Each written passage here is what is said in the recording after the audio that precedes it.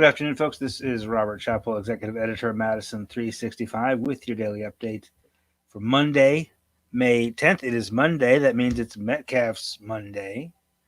Metcalfe's is a fourth generation, family owned and operated market with stores in Madison at Hilldale and behind Westtown Mall, and in Wauwatosa at 68th and State. It's not quite here yet, but we're getting in the mood for June Dairy Month. They're celebrating right now and invite you to explore Wisconsin-made cheese, butter, milk, yogurt, ice cream, and more. Shop in the store, or you can order for pickup or delivery anytime at shopmetcalfs.com. And we appreciate Metcalfs for their support of the update and of everything else we do at Madison 365. Okay, let's talk COVID first. We have a report on Madison 365 today regarding vaccines. We have a few things regarding vaccines, but number one is that CNN reports that Dr. Anthony Fauci, sort of the leading infectious disease doctor in the United States, who's been kind of the voice of this pandemic, is now saying, has now said on ABC News, that it might be time in some places to sort of relax masking restrictions. That might feel a little bit premature in some spots, but in places like, frankly, Dane County, where you've got the population already has at least one shot. We'll talk more about those specific numbers. The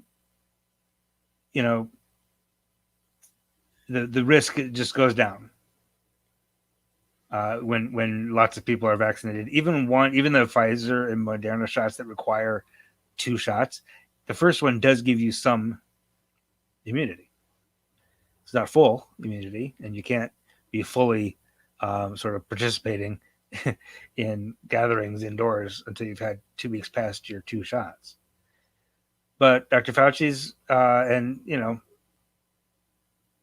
he's the voice on this stuff. He's the expert. And he's saying it might be okay in some places to get a little bit more liberal about requiring masks. Not that anybody listens to mask mandates anyway. Not that anybody's enforcing them anyway. But I think the point is, as we get more people vaccinated, we can begin to sort of ease up a little bit and begin to feel a little normal. I will tell you, I am 2 weeks post second vax. I took my kids to see my mom for Mother's Day. She is fully vaxxed. She's ahead of me. She's like a month past second shot, and it was very nice, and it was okay. It was safe. It was fine. Right. So that's the news on the vaccine front. And in terms of our actual spread numbers today, it's actually pretty good news today. 0 deaths reported today, which is great. Actually, the second consecutive day. There were 0 reported yesterday as well. Only 205 new cases today, which is actually, we've been seeing this sort of weekly pattern where on Mondays we're reporting like 350, 380, somewhere in there, just coming out of the weekend when we're not doing as much paperwork on the weekends. So today to be at 200 is actually on the low side. Testing is also on the low side today, 2,300 tests. But what that means is the positive test rate just for the day on these new results that we report each day is under 9%, which is pretty good. Now, the overall positive test rate, which we want to be 3.0%, which is to say the percentage of all the tests in the past 7 days that have been done. Over the past 7 days, that's including the repeat tests, is 3.2%. We really want that to be below 3.0, but it's been 3.2 for the past 3 days. And before that, it was 3.3. Okay, so that's not bad. I would much rather to see it go down, but at least it's not going up. For a minute there, it looked like it was going to start to go back up, which would be bad. Right. So what these numbers are telling me is our relatively high level of vaccine is beginning to have an impact. And the variants, which I was significantly concerned. I remain significantly concerned about the UK variant and its prevalence in these newer cases. But it doesn't seem that has caused a surge in overall spread at this point. I'm still significantly concerned that it could. But vaccines are working on the variants. We are, as a society here in Wisconsin, we're doing a pretty good job of staying vigilant, and it's not out of control by any means, and the variants aren't pushing it out of control, and that's maybe the best news, right? That we're not seeing. Last week I mentioned from last Thursday, between 2 Thursdays ago and last Thursday, 60%, well, I'm sorry, 58%, almost 60% of those samples that were tested were UK variant. UK variant is more contagious.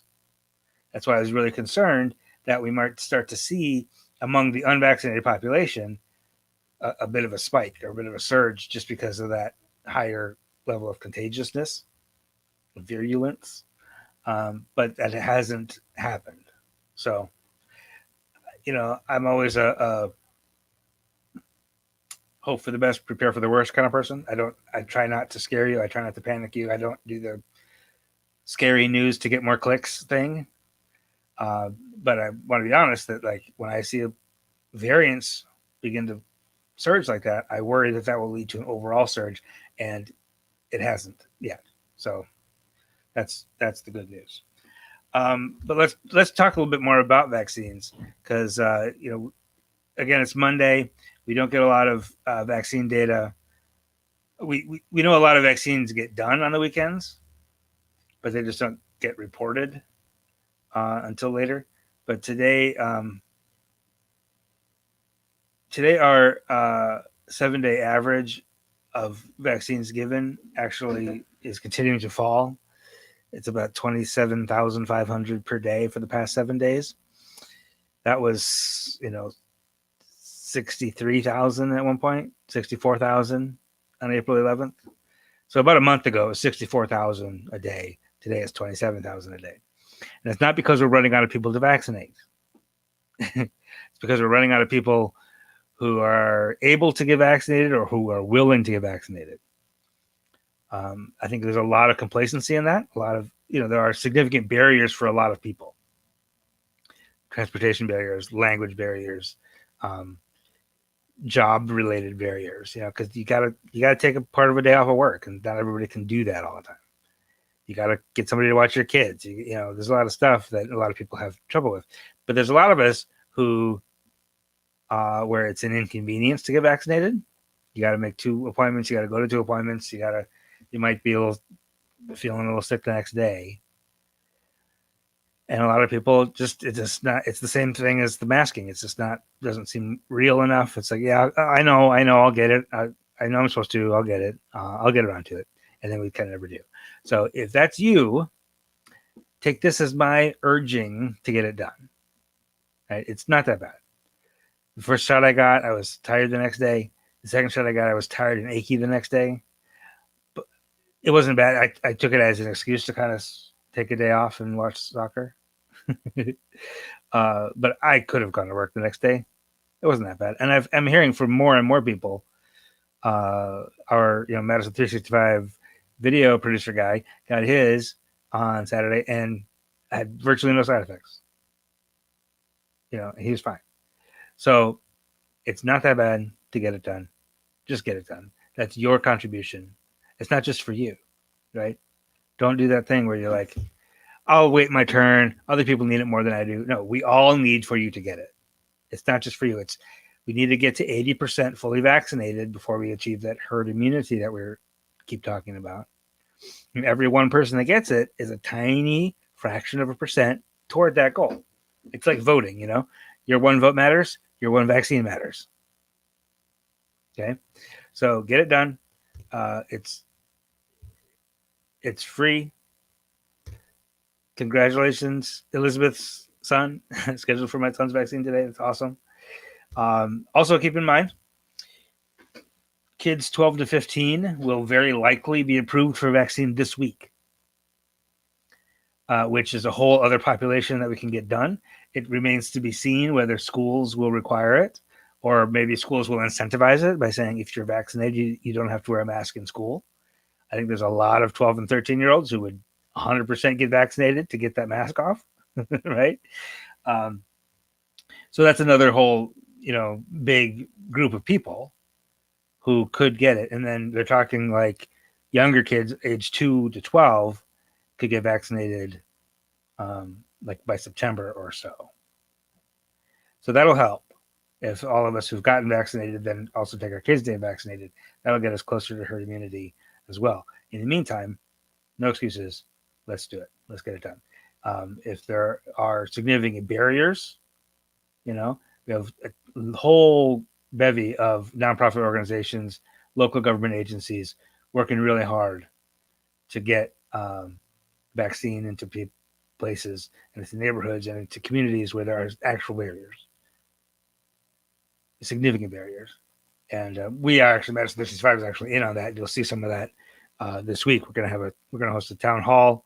If you have questions about vaccine, how it works, how safe it is really, how it affects people of color specifically, tune in to our Facebook feed at this time, 4:00 on Wednesday. We're going to have a town hall with public health experts, doctors.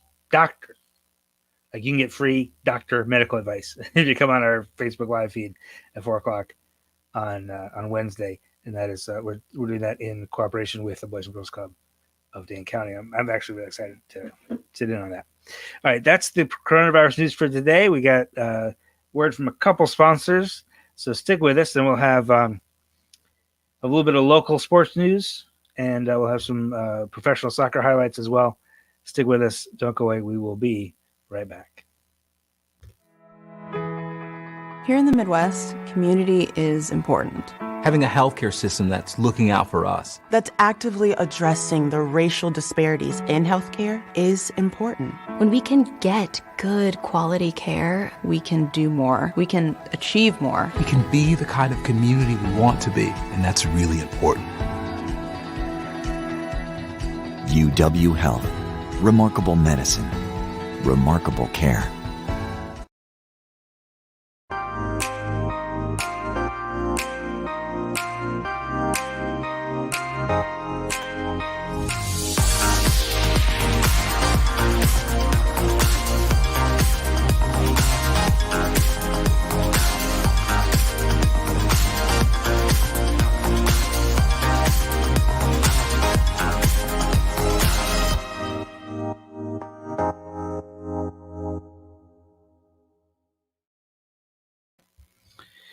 All right, so the feature story at Madison365.org this morning is Dave Dahmer spoke with Art Bonamy. Art has a football league happening here in the spring. A lot of kids play youth football in Madison, and they weren't able to do that in 2020. That's a really important part of the fabric of this community, the youth football program, going all the way back to the 60s. The Southside Raiders, the Warner Park football, and all those local organizations. So, and with that missing last year and lost a lot of momentum. So starting last fall, some Raiders folks, some Madison Memorial folks got together and started this idea of a spring all-city league. They just create the league from the ground up, 3rd through 8th grade. So Art Bonamy, who is the interim head football coach at Madison West, along with Wayne Strong, Isidore Knox from the Raiders, had this idea and they put this together. So and they've already been playing for a few weeks. And you got 3rd and 4th graders playing flag football. You got the older kids playing 7-on-7 passing league, and just having a lot of fun at Quan Park. And it's kind of like we talked about last week with the Under the Lights flag football that's happening at Bree Stevens Field. It's not necessarily about the X's and O's and making, we're not trying to turn out NFL players here. It's about mental health of these kids who've been isolated for a year, getting out and doing something physical, being with their friends, having something to look forward to, having something to focus on, something to think about, and getting back involved in the community. So that's, I don't know, it's just really exciting. It's really cool that they've already been going for 4 weeks. They started practicing in the cold in April and having a great time. Also in sports this week, forward Madison got its made its debut for 2021 in Tucson. We've got some highlights for you here. It's beginning in the first half. Michael Vang there with the strike. Madison ended the match with 21 shots. Tucson's 9 really dominated the second half underway from Tucson. Team switch sides. Tucson did kind of give away a goal here in the beginning, in the early going of the second half.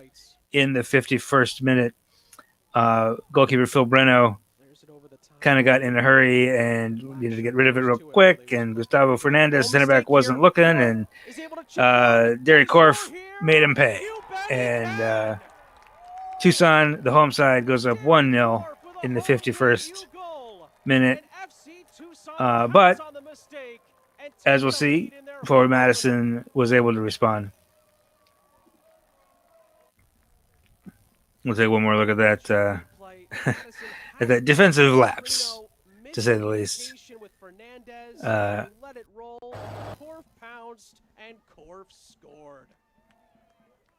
Not what you want to see out of your back line, which actually played a really wonderful game. 90 minutes, except for those 10 seconds. Absolutely terrific. Turning around now, just a minute later. It's a wonderful ball with Derek Gebhardt, who Coach Carl Craig has said has been quietly the best player of the preseason with that chance. Just 1 minute after giving up that goal, not hanging their heads, getting it up, and mix it up in the final third. Ronaldo Lamelli, the new right back, also getting mixing it up in the attack. And Aaron Malloy then with the big strike from distance right into the waiting arms of Wallace Lapley. Malloy was in the match for Eric Leonard, who got the start at that defensive midfielder spot, left the game in the 38th minute with a concussion, is now expected to miss at least a week, maybe 2. About 15 minutes after that goal, Michael Vang starting it here to Ari Jepsen, to Jake Keegan. That's why they brought him here. That's why they signed Jake Keegan from Greenville on his debut.